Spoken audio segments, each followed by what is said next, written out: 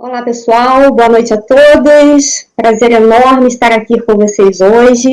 Vamos conversar sobre um tema muito polêmico que nós temos aqui na sociedade, na região, no Brasil inteiro. Afinal, quem nunca ouviu falar do dedo podre? Às vezes de uma forma muito amadora, de uma forma muito singular, até mesmo por brincadeira. As pessoas comentam, fulano tem dedo podre para escolher relacionamento. E isso, na verdade, é uma síndrome. Então, por esse motivo, eu hoje convidei o psicólogo André Esteves, que foi meu colega de turma na faculdade de psicologia, para vir aqui bater um papo com a gente e explicar como é que funciona essa síndrome. E vocês que estão aí assistindo a gente, né, curtam, compartilhem com os amigos, chamem os amigos para participarem com a gente. Vamos responder perguntas ao vivo também. E vou pedir ao André para ele se apresentar para a gente. André, seja bem-vindo. Se apresente aí para o nosso público. Rosânia, muito obrigado. Obrigado pelo convite, né, por estar aqui hoje para esse bate-papo, para essa nossa live. Boa noite também a todos que já estão conectados, já estão aqui né, presentes. Nossa gratidão a vocês. E também, né, muito grato, muito honroso de poder compartilhar e conversar sobre essa temática muitíssimo interessante, cativante, e que gera muitas dúvidas, realmente, que é essa chamada, né, síndrome do dedo podre. Bom, apenas rapidamente o meu percurso profissional. Eu sou formado em psicologia, também tenho um mestrado em Ciência da Religião pelo Mackenzie, em São Paulo.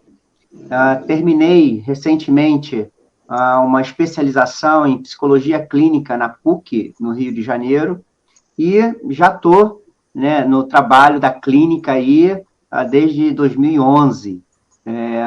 Então, 9 anos já clinicando, enfim, no dia a dia da clínica, e que eu tenho dito, a oportunidade que eu tenho, Rosânia, é a minha paixão, é a clínica, é o atendimento, é estar ali, né, ouvindo, enfim, nesse trabalho que é a clínica, que é a terapia, enfim, que é esse atendimento que move, né, o meu ser.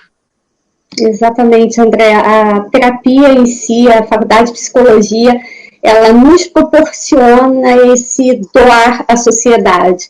É uma entrega constante que a gente faz, são escolhas e são oportunidades que a gente tem de transformar a sociedade, de conseguir auxiliar o ser humano para que ele consiga conviver em sociedade bem consigo mesmo. A verdade é essa.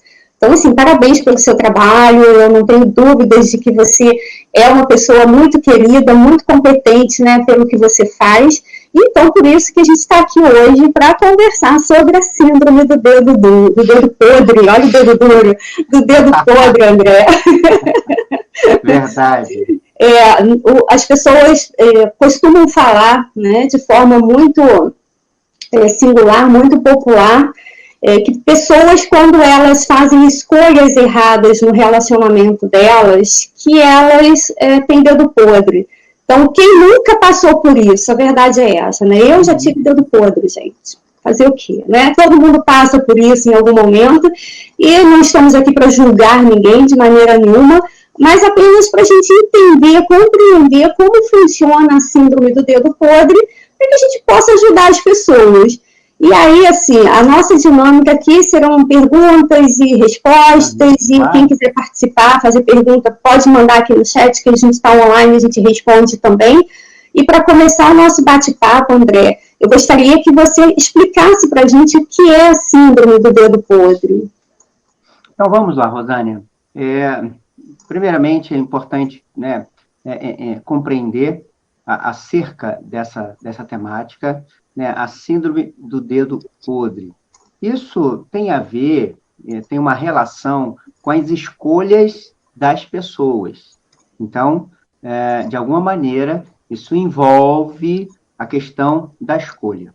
Ou seja, em outras palavras, por que que a pessoa tem uma tendência, e aqui, né, acentuar essa questão, né, tem a tendência de escolher o parceiro errado. Não só o parceiro, mas também situações erradas.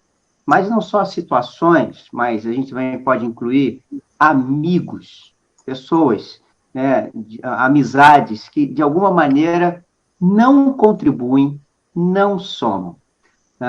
Em suma, o que é a síndrome do dedo podre? São escolhas que, de alguma maneira, contribuem para um mal-estar daquele que escolhe. Geralmente, quem fica incomodado, em sofrimento, é quem escolhe. Uma escolha essa, e aí aqui também desdobro, é uma escolha repetitiva.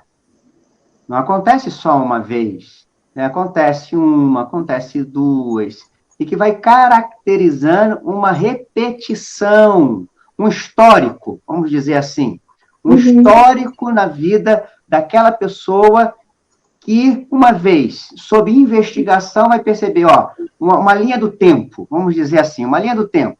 Em tal época, essa pessoa escolhe assim, né? Em determinado, um outro momento, escolhe, né, também assim, e em outro momento, de novo, mais uma vez, escolhe assim, e aí, a pessoa não vai se dando conta, de alguma forma, Rosana, é impressionante, mas é como que ela faz isso de forma sem se dar conta, sem perceber que, de alguma maneira, as escolhas dela têm uma costura em comum, contudo, ainda não cai a ficha.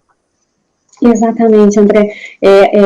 Foi muito boa a sua explicação, até porque as pessoas, quando pensam na questão de síndrome do dedo podre, elas acham que a síndrome ela está relacionada exclusivamente pela questão amorosa, mas não, né? São os amigos que a gente escolhe, são as escolhas realmente que a gente faz no dia a dia.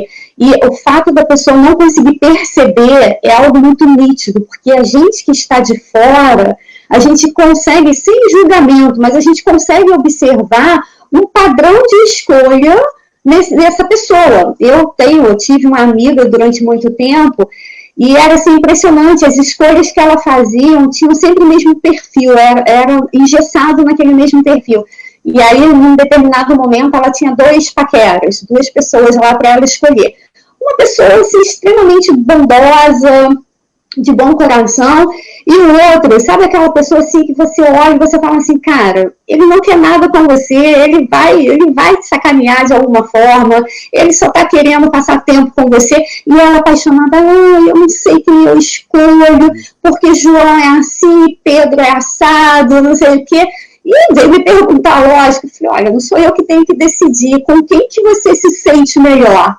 Aí, vamos lá, escolheu o Pedro, que era exatamente o mesmo perfil que ela já vinha traçando ao longo dos relacionamentos. Isso, acho que você está, né, trazendo uma questão muito que faz parte, né, dessa questão do dedo podre, que é uma repetição de padrão.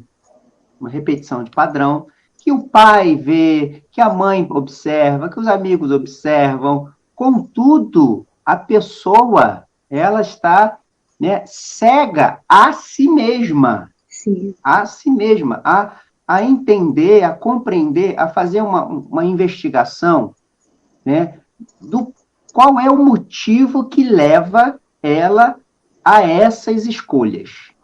E aqui a gente deu, né, apontou para essa questão amorosa que, de alguma forma, cobre boa parte dessa síndrome, sem dúvida nenhuma, mas, ampliando um pouquinho, a gente fala de situações que as pessoas se envolvem de maneira repetida, e de alguma maneira que, no final, vai trazer sofrimento.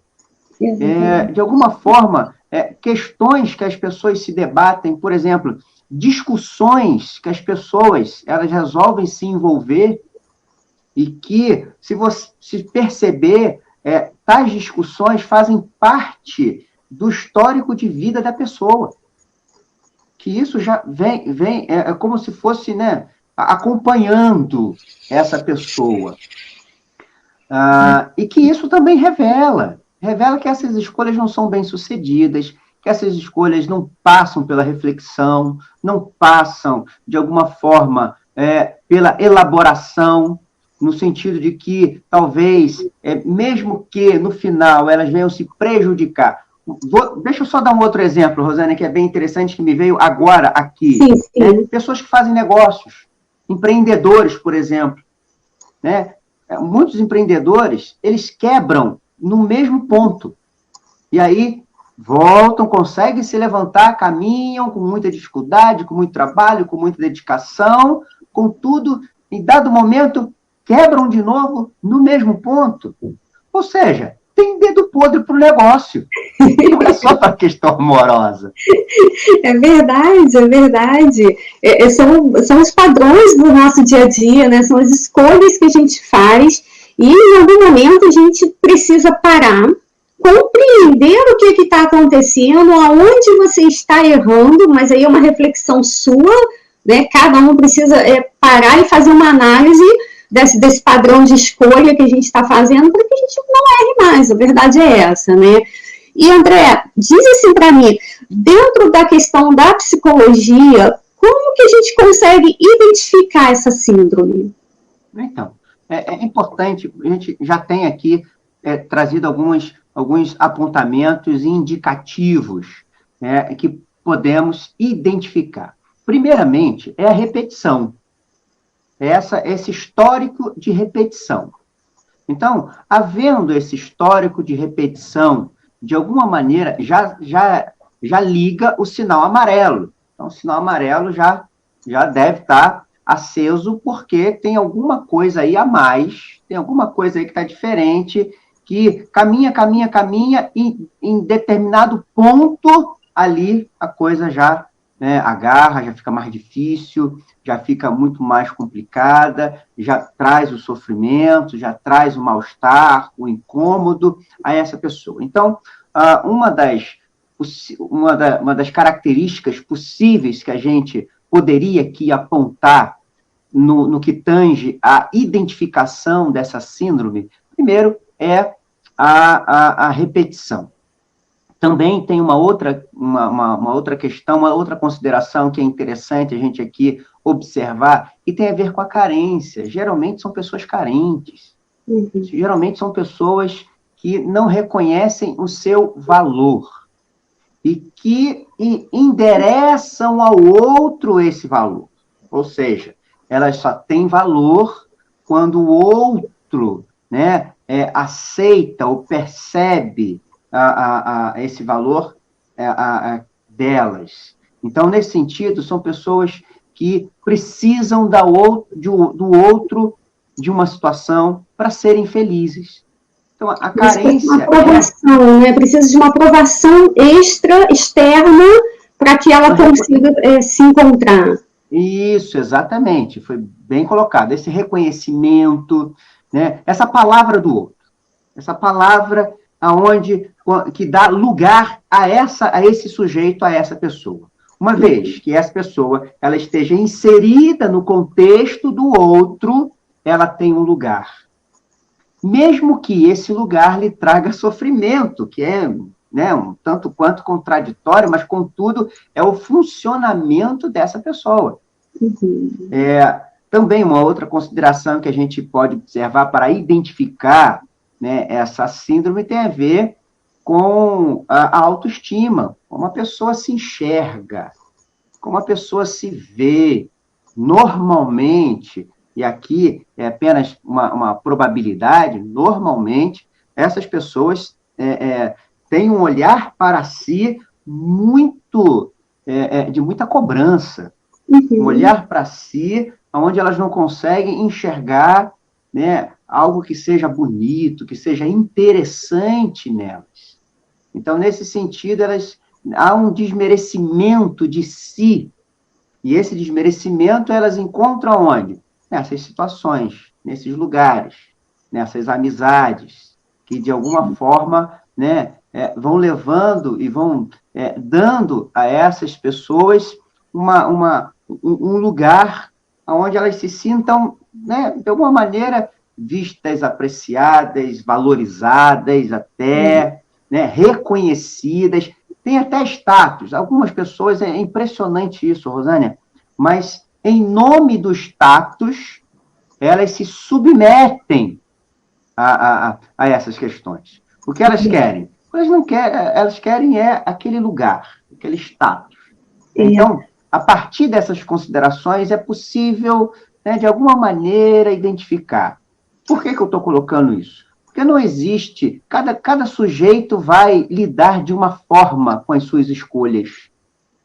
Cada sujeito vai lidar de uma maneira singular a partir das suas escolhas. Mas a questão não é essa, isso a gente sabe. Isso é saudável, isso é bom, isso é positivo, isso é, né, de alguma forma, bonito no ser humano, fazer escolhas, de ser diferente. A questão não é essa, a questão é quando essas escolhas trazem sofrimento. Exatamente. E à medida que traz sofrimento, é preciso refletir. Você fez umas colocações muito corretas aí, e para gente que tem formação em psicologia, fica até mais fácil a gente compreender, mas talvez para as pessoas que estão nos assistindo, que não têm essa informação, essa compreensão, né, do trabalho da psicologia, elas não consigam entender que você disse da questão da aceitação social. Então, vamos lá. A sociedade, ela nos impõe determinados status. Então, antigamente, por exemplo, se a mulher ela chegasse aos 30 anos e ela não estivesse casada e com filho, ela era considerada encalhada, não ia casar mais. Então, muitas mulheres, por exemplo, acabavam casando com pessoas que nem tinham afeto, nem tinham uma empatia com elas para poder dar uma satisfação social. Isso acontecia muito. E hoje, na atualidade, apesar de estarmos em pleno século XXI, a gente percebe o quanto as pessoas se preocupam com o que a sociedade vai falar delas.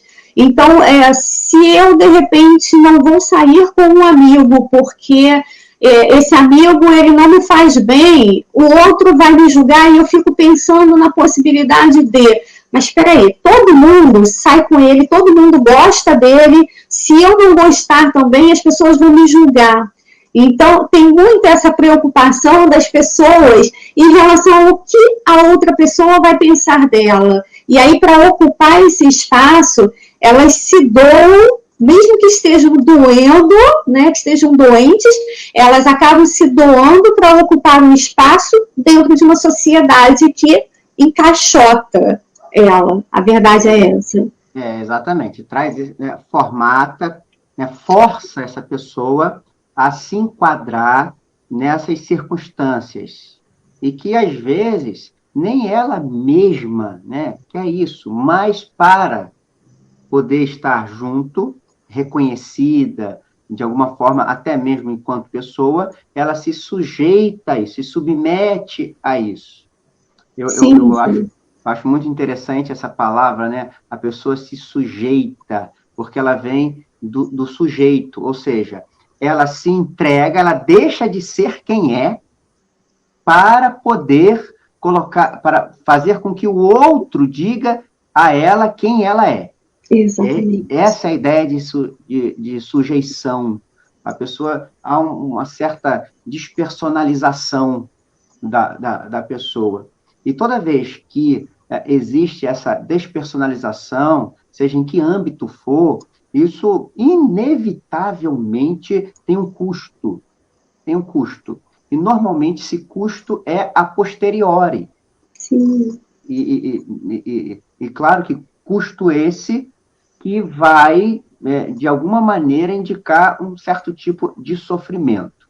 Por isso que é tão necessário a pessoa realmente se questionar, né, por quê? porque, de alguma forma, ela está se encaixando, por que ela está se submetendo a essas circunstâncias que, normalmente, o que ela está ganhando com isso? Existe sempre ganhos. E também é bom lembrar o seguinte, para as pessoas que estão nos ouvindo, que o fato dela se permitir estar encaixado dentro de um modelo, se isso não traz sofrimento para ela, não tem problema nenhum. Não. O problema vai surgir a partir do momento que ela se incomoda, né, que causa dor e sofrimento. É importante a gente ressaltar isso, porque, né, como eu coloquei aqui, não há problema nenhum em escolher. Aliás, escolhemos todos os dias. Todos os dias fazemos escolhas. Algumas são tão rotineiras que nem se percebe que elas que são, de fato, escolhas. Contudo, assim são. Né? Por exemplo, você levantar, escovar, fazer a sua higiene bucal, são escolhas. Sim. São escolhas. Você vai... Uma coisa simples. Qual é a roupa que você vai colocar para o trabalho? São escolhas. Então, claro que essas escolhas elas não têm tantas implicações, de alguma forma, né, que possam trazer, do ponto de vista do sofrimento, da dor, daquilo que é doloroso, daquilo que é do mal-estar. Nem sempre, né? Mas outras escolhas, elas acabam podendo trazer isso. O que eu quero colocar aqui é o seguinte, que não há mal nenhum, isso é bom, é ótimo, maravilhoso, né? É riquíssimo, há crescimento. Contudo, algumas dessas escolhas, dentre elas, sejam amorosas, sejam elas profissionais, sejam elas fraternas, sejam elas, né, quais forem, elas levam o sujeito ao sofrimento.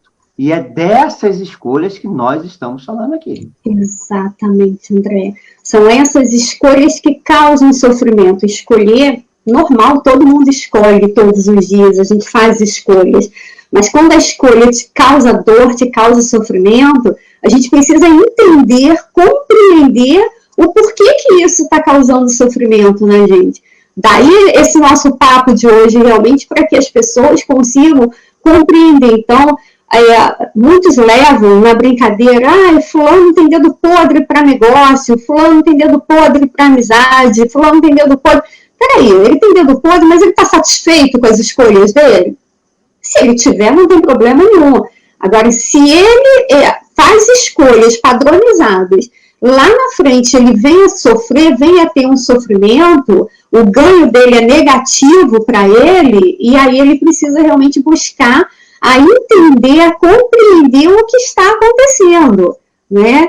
E aí, diante disso, André, quando essas pessoas fazem essas escolhas, quais são as possíveis consequências? Até porque a gente não tem como padronizar, né? O ser humano, cada um é único, ele age de forma única dentro do universo, e aí como que a gente consegue identificar algumas possíveis consequências dessas escolhas ruins que são repetitivas e causam dor? Uhum. Foi muito bem colocado, né? Acho que, como a gente tem aqui apontado, de fato isso traz uma consequência para esse sujeito que repetidamente acaba fazendo essas escolhas e trazendo sofrimento a ela. Apenas para a gente ampliar um pouquinho, Rosânia, né, acerca disso, é interessante a gente perceber o seguinte: é interessante que, de onde vem, a gente tem aqui falado e batido, né, e valorizado bem essas questões dos padrões, né, que todos nós seguimos alguns padrões.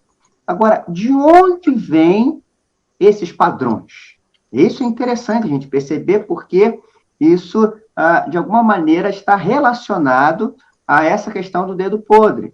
Quais são os nossos referenciais? Exatamente. Como são construídos os nossos referenciais? Os nossos referenciais são construídos na nossa infância, com os nossos responsáveis. É impressionante isso. Por quê? Por que eu estou colocando isso?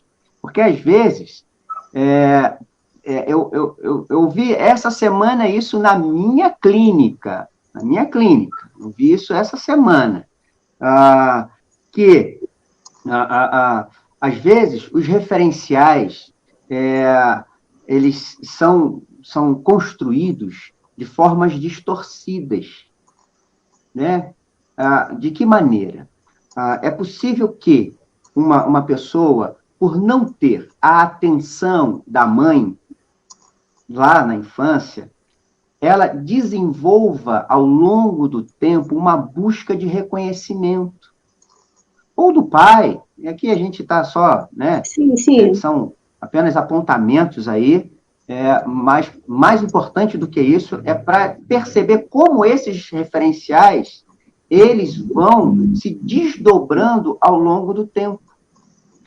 E aí, esse sujeito que não teve essa atenção, esse carinho, esse amor, ou pelo menos não reconheceu e não viu isso. Também tem isso, porque às vezes ela recebe, mas não reconhece. Exatamente, mas ele interpretou que faltou, ele vai buscar isso nas suas relações futuras. Busca isso. E aí por que eu estou dando essa volta toda? Para falar das consequências. Às vezes, quais são as consequências? Vamos lá. Possíveis consequências. Perfeccionismo. A pessoa entra numa ciranda de querer fazer as coisas certas, de alguma forma, de tentar, de buscar. Por incrível, por quê? Porque a partir de fazer as coisas certas, que essa pessoa vai ser valorizada. Sim. Então, existe essa temática do perfeccionismo. Qual que é o contrário disso? O contrário disso é a baixa autoestima. Essa pessoa que não se reconhece, que também é uma consequência.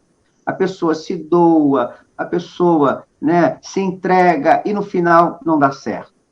E aí, essa pessoa, ela interpreta, olha, não tem jeito para mim, realmente a minha vida, né, é muito complicada. Então, existe um certo discurso melancólico. Existe um discurso que aponta, né, para a vitimização. Eu sou, realmente, é culpa minha. É culpa minha. Muitas vezes ouvimos isso. Na clínica, então, eu ouço isso, né? É constante. Essa tendência de se culpabilizar. E, de alguma forma, assim faz para tentar encobrir aquilo que ela não consegue ainda entender. Então, as consequências são variáveis e que trazem sempre no final o quê? O prejuízo. Sempre trazem como resultado, como ganho, o incômodo e este sofrimento. Que sofrimento que se repete, e aqui é importante a gente apontar isso, né, para os nossos convidados que estão conosco aqui conectados, é que sofrimento repetido, ele precisa ser elaborado. E não, de alguma maneira, né, indiferente a ele. Não, verdade, André, você colocou muito bem aí essas possíveis consequências. Eu, dentro da psicologia jurídica, eu trabalho muito com essa questão dessas consequências. Nós visualizamos a violência doméstica, a violência contra a mulher, ela só vem a acontecer na realidade porque muitas mulheres se sentem culpadas pelo relacionamento fracassado. Elas se culpam por não conseguirem dar a esse parceiro tudo que ele pede, tudo que ele precisa na visão dela, e por mais que ela faça, nunca vai atingir o patamar de satisfação.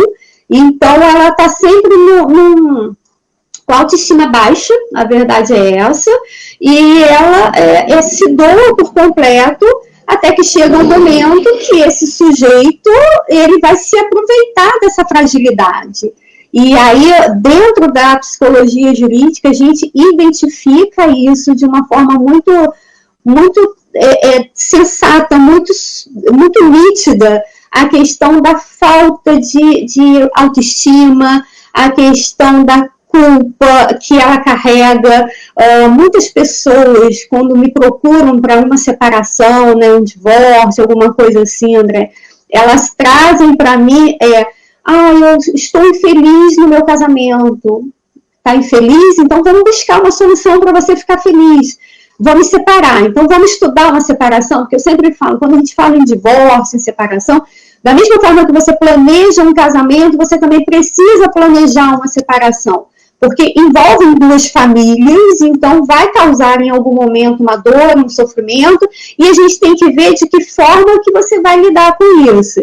E muitos parceiros, quando vêm me buscar para essa separação, que tem essa autoestima baixa, isso inclusive acontece tanto com o homem, né, quanto mulher, porque às vezes acha que é só a mulher, não. O homem também sofre, também tem essa questão, ele tem autoestima baixa e ele fica perseguindo aquele relacionamento que para ele é o ideal, mas que para o outro parceiro não está bom, e aí o outro parceiro não quer mais, mas ele insiste e ele fica assim, o que falta para você? Me fala que eu faço para você. Né? A pessoa se doa o tempo todo, mas nunca vai ser o bastante. Essa entrega nunca vai ser o suficiente, porque o outro já não está mais satisfeito, já não está mais na mesma sintonia.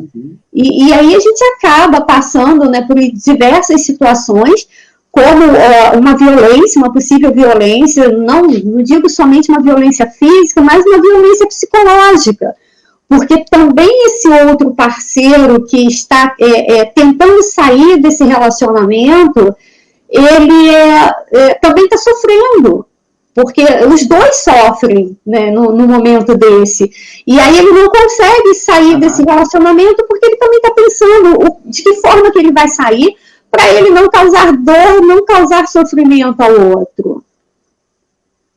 Essa é uma consequência, dessa escolha, né, de alguma forma, que essa pessoa acaba se sujeitando, submetendo a todas essas questões aí, que muito bem você colocou. Né? Um outro tipo de consequência também tem a ver com endividamento financeiro.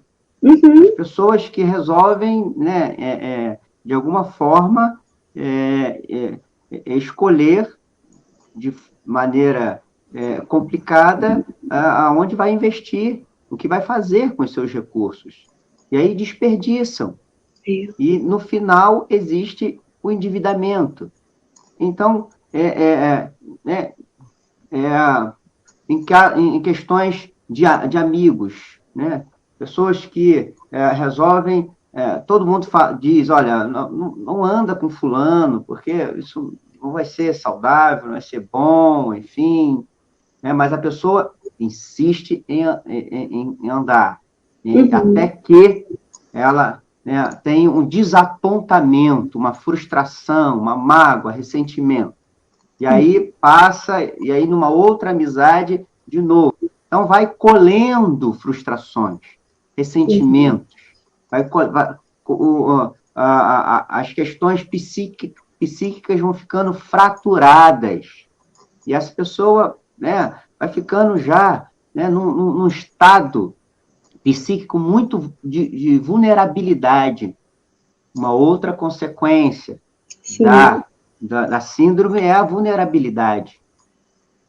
Perfeito, André. Assim, as suas colocações são muito, muito bem aprimoradas, é o que a gente consegue identificar e de que forma que nós podemos, você enquanto, né, terapeuta clínico, que, né, ama a clínica, que está aí dentro da clínica, de que forma que você, enquanto terapeuta, poderia estar ajudando essas pessoas a diminuírem essa dor, a amenizarem esse sofrimento, a se encontrarem enquanto ser humano, Como que funciona essa terapia? Como é que pode ser feita? De que forma que você poderia ajudá-las?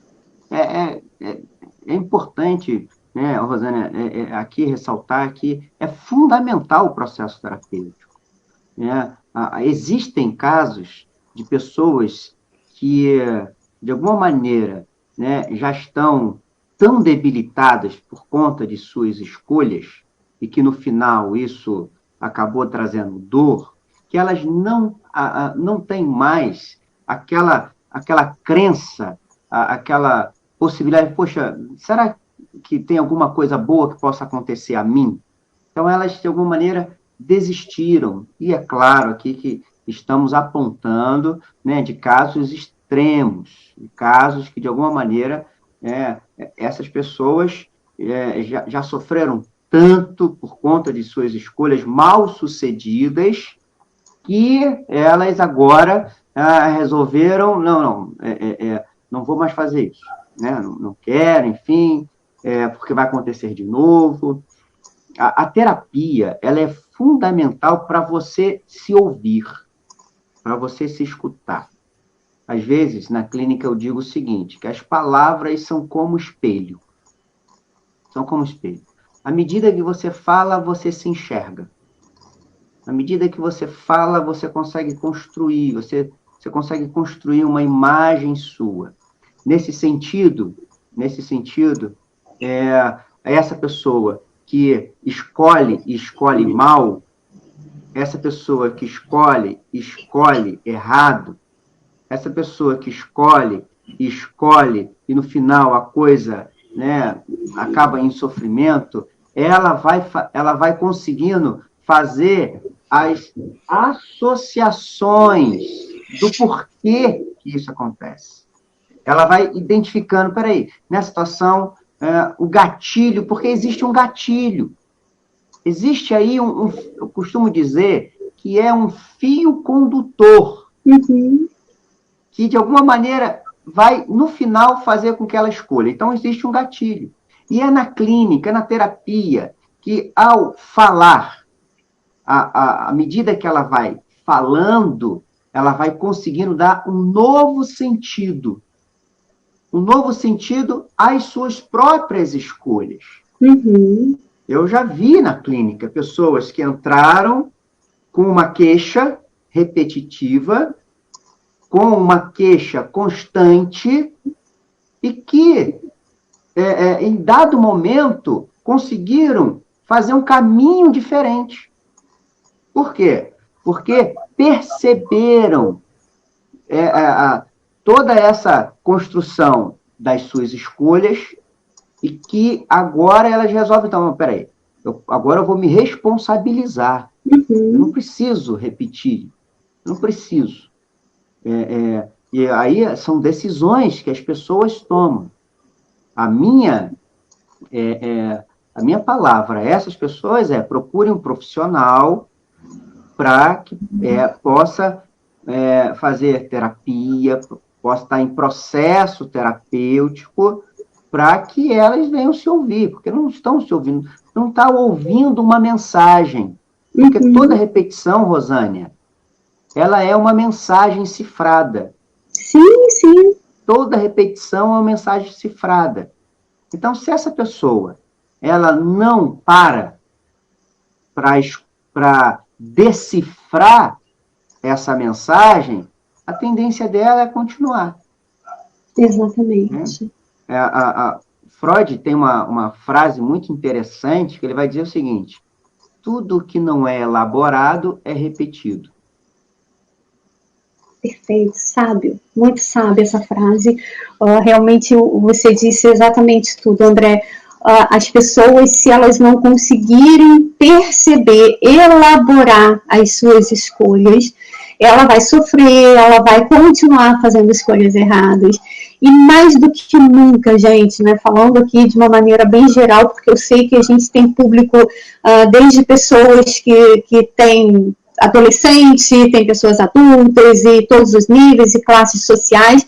fazer terapia não é vergonha, fazer terapia não é coisa de maluco, porque, né, algumas pessoas falam assim, fulano tá na terapia, ó, tá precisando se cuidar. Não, gente, terapia é um momento de você se encontrar, de você buscar dentro de você a felicidade para o que você quer, para suas escolhas.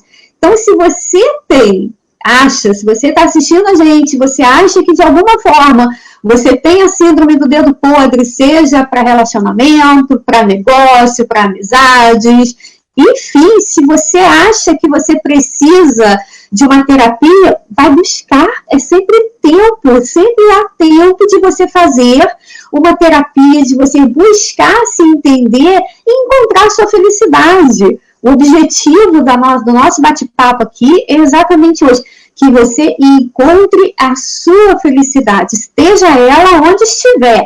Aí, a felicidade, a gente nem vai entrar nesse assunto aqui, né, André? Porque já envolve uma outra live. Tema, exatamente. Mas só resgatar um pouquinho o que você falou sobre, né, sempre há tempo, sempre existe momento, enfim.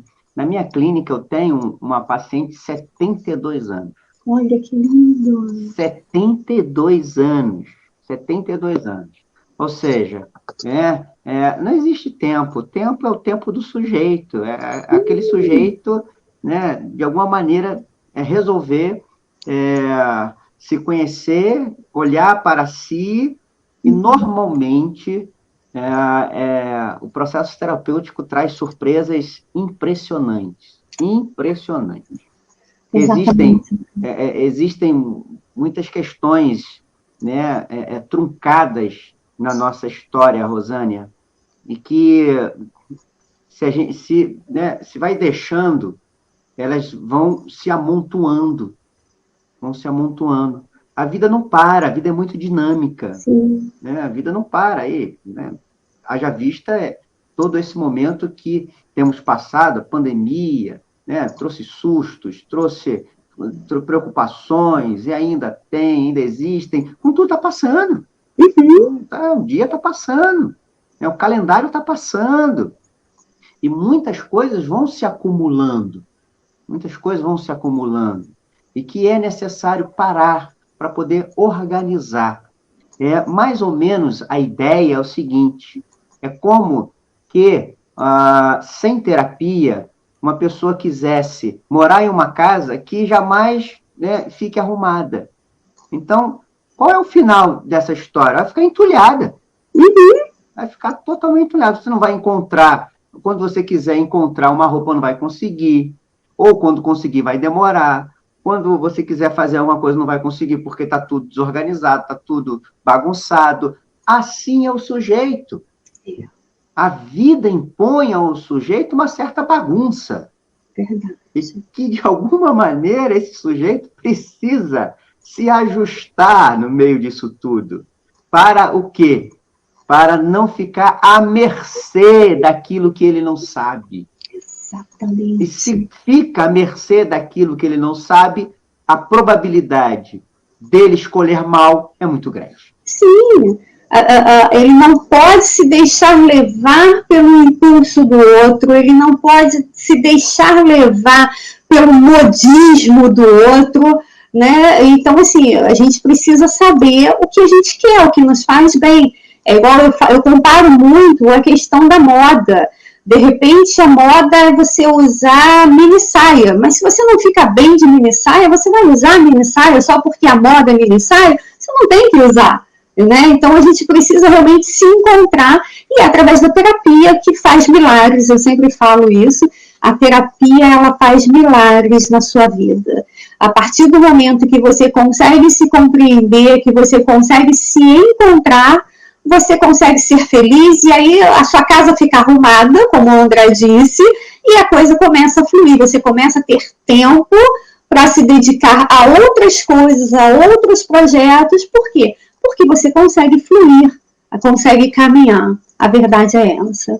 André, a gente já está chegando aqui no nosso finalzinho, no nosso bate-papo. Queria que você deixasse aí, né, os seus contatos, como é que está funcionando a sua clínica nesse momento de pandemia, para que as pessoas que queiram poder entrar em contato com você, se você está fazendo atendimento online. Conta aí para a gente como está funcionando.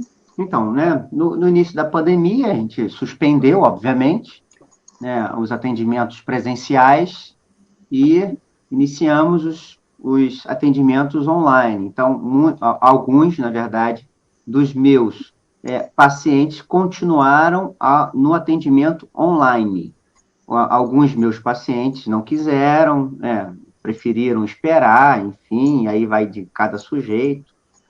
Fato é que aqueles que quiseram o atendimento online, eu comecei esse atendimento, né? E continuo prosseguindo, apesar de agora, por conta da flexibilização aqui na nossa cidade, Miguel Pereira, então, devido à flexibilização, foi possível retomar os atendimentos presenciais, com todos os protocolos, né, necessários, recomendações, enfim, tudo aquilo que tem como ponto a preservação da vida, isso é fundamental nesse momento. Então, já retomei os atendimentos presenciais.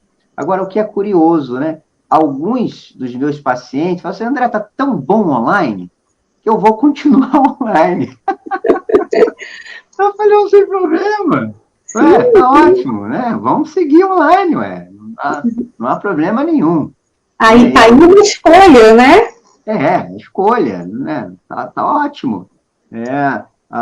E assim está sendo. Então, tenho atendido presencialmente, também online. Aquelas pessoas, né, que têm interesse pela terapia, enfim, podem entrar em contato comigo pelo meu WhatsApp, né, o DDD 24, o número é 981 25 25 00. Tá, eu vou deixar aqui depois escrito para as pessoas poderem te achar, as suas redes sociais, porque hoje a tecnologia está aí para isso, para a gente se encontrar. Isso, é verdade. Quem quiser me acompanhar nas redes sociais, meu perfil no Instagram é psicólogo André Esteves. Então, só me acessar lá que a gente, né, acompanha aí também. E também no Facebook eu tenho uma página, também, psicólogo André Esteves. Então, vez ou outra eu estou publicando alguma coisa, estou interagindo, enfim, né? Então, o pessoal aí quiser me acompanhar, né, algum tipo de informação, enfim, é possível a partir desses contatos. Perfeito. Né? Vou estar deixando aqui anotado para todo mundo, vou divulgar para o nosso público. E, André, muito obrigado por esse bate-papo. É sempre, sim, muito prazeroso estarmos juntos, conversarmos. Essa troca de ideias é fantástica e é isso que a gente se propôs a fazer hoje. Fazer uma troca de ideias e mostrar às pessoas o quanto é importante uma terapia, o quanto é importante ela buscar a felicidade para ela. É verdade, Rosane, acho que é fundamental cada um poder se entender para que as escolhas sejam as mais saudáveis, para que as escolher a gente vai escolher sempre, só que elas sejam, que venham somar a vida, que elas venham de alguma maneira contribuir, que elas venham fazer com que a vida se torne mais frutífera, e não mais decadente, e não mais sofrível, e não mais problemática. Não é essa a ideia. Aqueles que têm nos assistido, né, e tá nos acompanhando aqui por essa live, é importante que essas escolhas elas possam ter mais de você,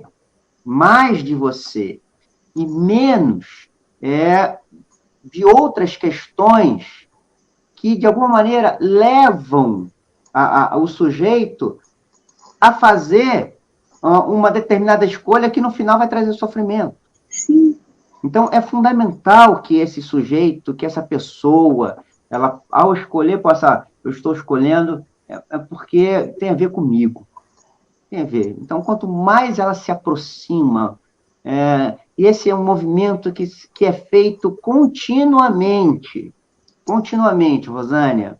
um movimento de você se aproximar a você mesmo, e à medida que você se aproxima de você, menos vulnerável você fica a situações que possam desencadear em você determinadas escolhas e que, no final, isso vai, de alguma forma, fazer com que existam problemas, dificuldades, incômodos, mal-estar, né, e coisas que poderiam ser evitadas.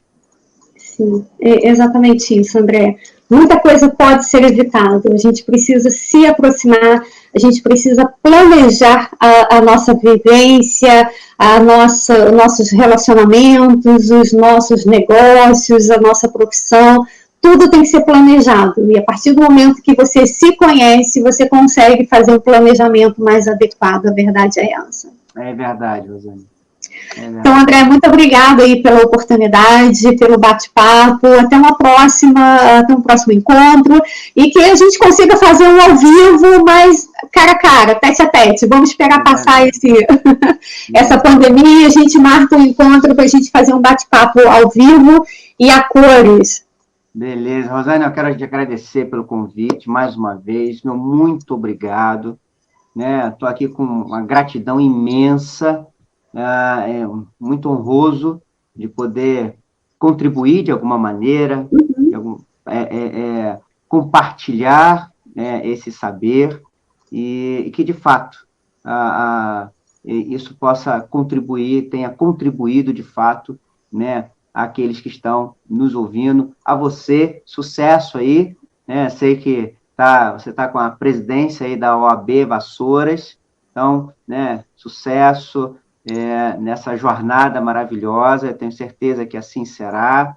Então, um abraço a você, um abraço aí a todos que estão nos acompanhando, né, na nossa live. Uma ótima sexta-feira. Gente, até mais, muito obrigada aí pela participação e em breve a gente volta aí com uma nova temática.